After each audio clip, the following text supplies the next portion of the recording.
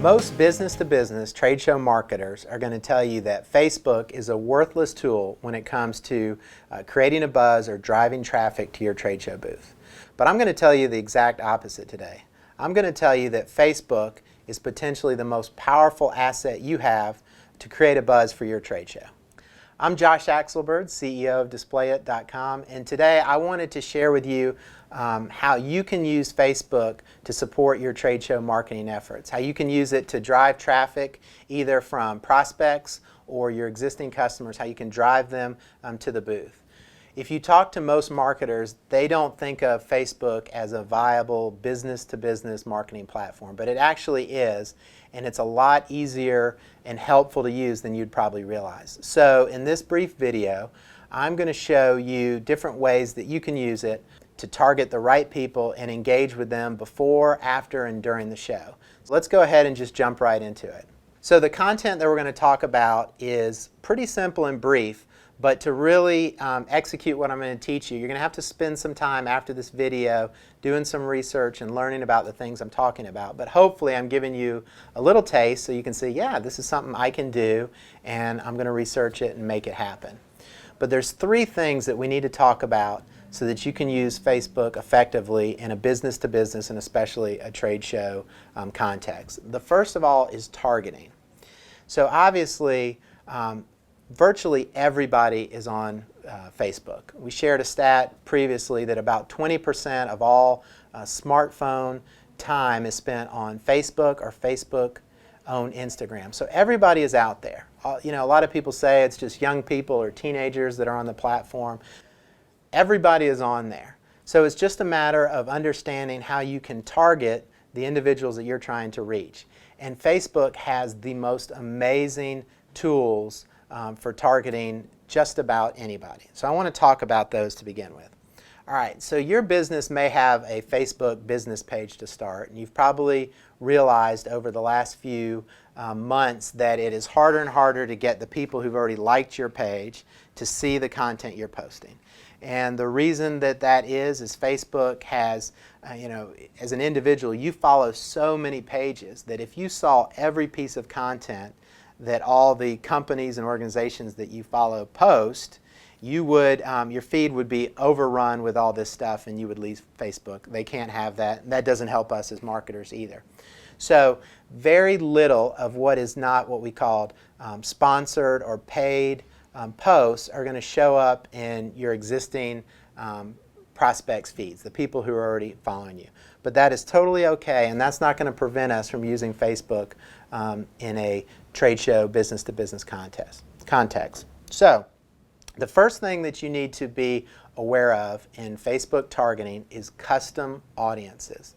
So this is right here, this is the most powerful way that you're going to leverage Facebook for your trade shows. And what custom audiences allow you to do is target your prospects or your clients that are already engaged with you. And it's primarily in two ways. The first being email lists that you already have. Let's say you have a 2,000 names in your database with emails, 5,000 of your existing customers or prospects, what have you. You can actually upload that as a CSV file to Facebook, and if the email is the same email that they use for Facebook, you're going to be able to advertise and show your posts and your messaging to those people. Now, on a business-to-business level, a lot of people may have a personal address that they use for Facebook on email and then a business address. So you're not going to be able to get everybody that's in your database, but you're going to get a big chunk of them. So that's custom audiences, uploaded email lists. So the other way you can use custom audiences is with retargeting. And the way retargeting works is you get a code from Facebook that you can put on all the pages of your website or only certain targeted pages of your website. And basically, any visitor who comes and visits that page, Facebook will be able to track them and be able to show your content, your ads, to that list of people that you build up. So if you have a website that gets a significant amount of traffic, you could have a Facebook list of thousands of people that you can target to. Okay? So when we talk about custom audiences, You have to be comfortable with the concept, Make sure it fits into your privacy policy that you list on your website and just your overall strategy. Some people maybe aren't that comfortable with uploading their email list to Facebook. That's totally understandable. You kind of have to make the decision. You think that's something that your customers are comfortable with and would approve of. The retargeting on the website is pretty standard these days. Most of your serious Facebook marketers are doing it, and your users are kind of used to it. They kind of understand. They visit certain sites and they can be targeted. So that is the most effective way, because right off the bat you're able to reach out to the people who are already engaging with you and let them know, hey, we're going to be at this show. Are you going to be there? This is what we're going to be talking about, and so forth. But Facebook also gives you, depending on the industry you're in, an unbelievable array of targeting options. You can target people by just almost unlimited demographic data that's in Facebook. And so what that means is you can make a post on your page with a certain kind of content and target anyone on Facebook. You can target employees of a certain company. You can target by employer. It's truly amazing. So it would just come down to, does the user list their employer on their profile? And if they do, you're going to be able to target them. Now there's a lot to learn in this. I want to be clear that I'm throwing a lot of stuff out there, but the idea is that what I want you to take away from this video is, man, I can use Facebook for my trade shows, but I've got a lot to learn to make it happen. So targeting, you've got to target absolutely right on Facebook. So the next thing that you have to think about is content. The content of what you're going to post on Facebook, because ultimately you're posting ads.